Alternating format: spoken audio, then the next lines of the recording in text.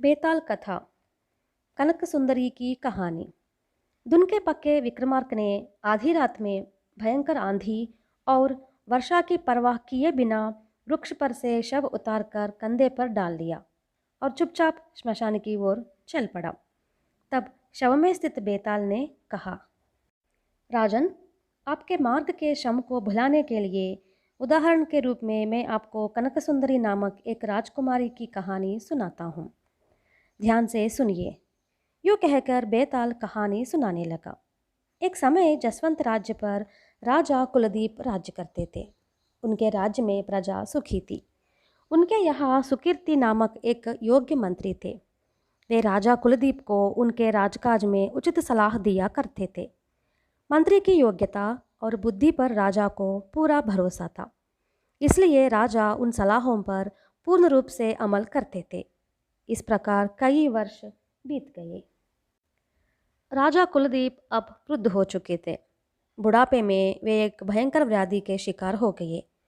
उन्होंने समझा कि उनकी मृत्यु अब निकट आ गई और वे अब अधिक दिन जीवित नहीं रहेंगे। इसलिए उन्होंने अपने पुत्र मणिदीप का राज्याभिषेक कर दिया। इसके बाद उन्होंने अपने पुत्र को समझाया, बेटा, तुम हमारे मंत्री की सलाह लिए बिना कोई निर्णय न करना। राजकाज में वे मुझसे भी कहीं अधिक अनुभव रखते हैं। वे जिस काम को करने से मना करेंगे वह काम कभी मत करना। यूँ समझाकर राजा ने सदा के लिए अपनी आंखें मूंद ली। मणिदीप ने जैसा अपने पिता को वचन दिया था, उसके अनुसार उसने वृद्ध सुकीर्ति को ही अपना मंत्री नियुक्त कर दिया। एक बार मणिदीप ने सुकीर्ति को अपने पड़ोसी राजा जयपाल का समाचार सुनाकर कहा, मेरा विश्वास है कि जयपाल धीरे धीरे शक्तिशाली बनता जा रहा है, इसलिए मैं उस पर चढ़ाई करना चाहता हूँ। इस संबंध में आपका क्या विचार है? सुकीर्ति थोड़ी देर सोचकर बोले, महाराज, आप कृपया अपना यह विचार त्याग दीजिए।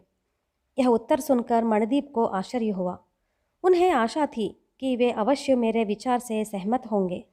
उन्होंने पूछा, क्या मैं इसका कारण जान सकता हूँ? आप यह युद्ध अपने राज्य का विस्तार करने की कामना से ही करना चाहते हैं ना? यदि आपका यह प्रयत्न सफल ना हुआ तो हमारी अधिकांश सेनाएं नष्ट हो जाएंगी। ऐसी हालत में यदि कोई दूसरा राजा हम पर हमला कर दे तो हमारे राज्य के लिए खतरा पैदा हो सकता है, सुकीर्ति ने कहा।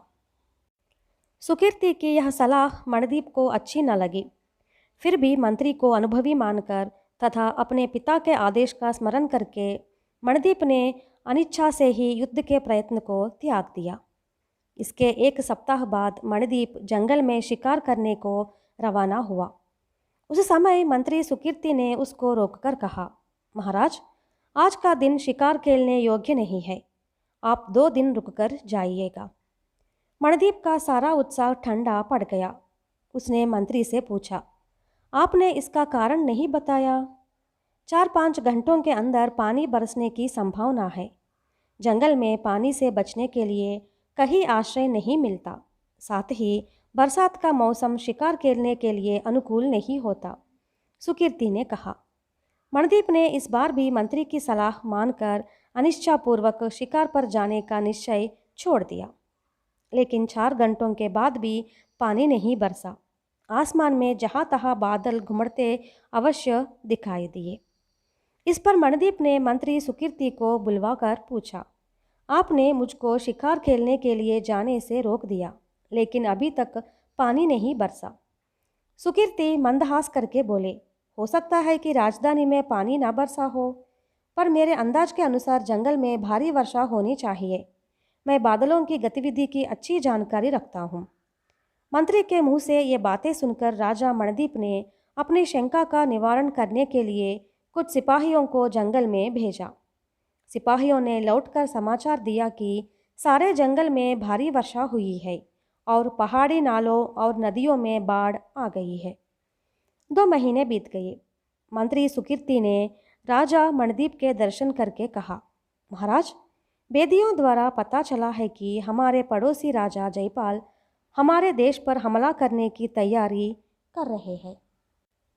मणिदीप ने रूखे स्वर में कहा, हो, ऐसी बात है? कुछ दिन पूर्व मैंने जयपाल पर आक्रमण करना चाहा, पर उस समय आपने मुझे मना किया। इस वक्त वही हम पर हमला करने जा रहा है। उसका सामना करने पर भी सैनिकों की हानि हो सकती है ना? मंत्री सुकीर्ति ने शांत स्वर में कहा, आपका कहना बिल्कुल सच है। हम किसी पर हमले करें या हमें शत्रु का सामना करना पड़े, दोनों स्थितियों में कुछ हद तक सेना और प्रजा की हानि अवश्य होती है। इस पर मणिदीप ने मंत्री की ओर व्यंग्यात्मक दृष्टि दौड़ाकर पूछा, तब तो आप मुझे यह सलाह देना चाहेंगे कि मैं जयपाल के साथ युद्ध किए बिना ही उसकी अधीनता को स्वीकार कर लूं और उसका सामंत बन जाऊं? ऐसी कोई ज़रूरत नहीं है। सैनिक बल की दृष्टि से जयपाल हमसे किसी बात में कम नहीं है। ऐसे व्यक्ति के साथ शत्रुता के बदले रिश्ता जोड़ना ही ज़्यादा उचित होगा। उनके यहाँ विवाह करने योग्य एक कन्या है। यदि आप उसके साथ विवाह कर ले तो हमारा ही हाथ ऊंचा होगा, सुकीर्ति ने सलाह दी। मणिदीप ने सुन रखा था कि जयपाल की पुत्री कनकसुंदरी अनुपम रूपवती है और उसके मन में यह कामना भी थी कि संभव हो तो उसके साथ विवाह करना चाहिए। इन कारणों से मणिदीप ने मंत्री सुकीर्ति के सुझाव को मान लिया। सुकीर्ति के द्वारा संदेश पाकर जयपाल बहुत प्रसन्न हुए। अपनी पुत्री को बुलाकर सारा समाचार उसे सुनाया और इस विवाह के संबंध में उसकी राय मांगी। राजकुमारी कनकसुंदरी ने पल भर सोचकर कहा, पिताजी, आपने जसवंत राज्य पर हमला करना चाहा। ऐसी हालत में विवाह का यह प्रस्ताव किस प्रकार आया?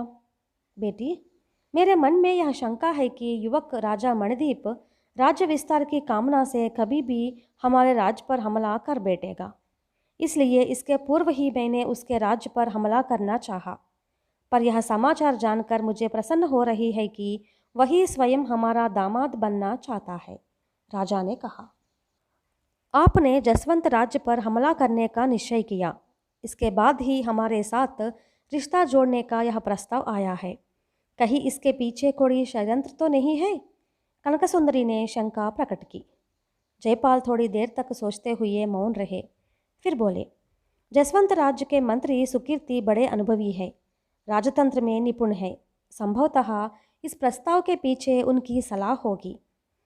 कनकसुंदरी ने स्वीकृति सूचक सर हिलाकर कहा, मैंने यहाँ तक सुना है कि जशवंत देश के राजा अपने मंत्री सुकीर्ति की अनुमति के लिए बिना शिकार खेलने तक नहीं जाते। सारे कामकाज जो राजा अपने मंत्री की सलाह पर करते हैं, भविष्य में उन्हीं की सलाह पर मुझको त्याग भी सकते हैं। इसलिए आप कृपया यह उत्तर भेजिए कि जसवंत के राजा यदि वहाँ के मंत्री को देश निकाला का दंड दे तभी मैं उनके साथ विवाह कर सकती हूँ। राजा जयपाल ने राजा मणिदीप को यही संदेश भेज दिया। यह खबर पाकर मणिदीप का खून खौल उठा। उसने गरज कर कहा, जयपाल का ऐसा घमंड! पर सुकीर्ति ने शांत स्वर में समझाया, महाराज, मैं आपके पूर्वजों के देश प्रसेन राज्य में जाकर अपना शेष जीवन बिताऊंगा। आप मुझे अनुमति दीजिए। इस पर मणिदीप ने दृढ़ स्वर में उत्तर दिया, आपको मंत्री के रूप में हमेशा हमारे साथ रहना होगा। इस संबंध में मैं आपकी सलाह का पालन नहीं करना चाहता। इसके एक सप्ताह बाद मणिदीप ने जयपाल के राज्य पर हमला कर दिया। जयपाल ने पूरी तैयारी के साथ सामना किए बिना उसके साथ समझौता कर लिया। इसके बाद कनकसुंदरी ने मणिदीप के साथ विवाह कर लिया। बेताल ने यह कहानी सुनाकर विक्रम को सावधान कर दिया। राजन, क्या कनकसुंदरी का व्यवहार अनुचित प्रतीत नहीं होता? उसने अपना निर्णय क्यों बदल डाला? उसने कहना भेजा था कि मंत्री सुकीर्ति को देश निकाल दंड देने पर ही वह जशवंत देश के राजा मणिदीप के साथ विवाह कर सकती है। जब उसका पिता शत्रु का सामना न कर सका तब उसने जशवंत राजा के साथ विवाह करने की सम्मति क्यों दी? इसका कारण यही था ना कि वह कष्टों के बवंडर में फंस जाएगी। इस संदेह का समाधान आप जानकर भी न देंगे तो आपका सर फटकर टुकड़े टुकड़े हो जाएगा।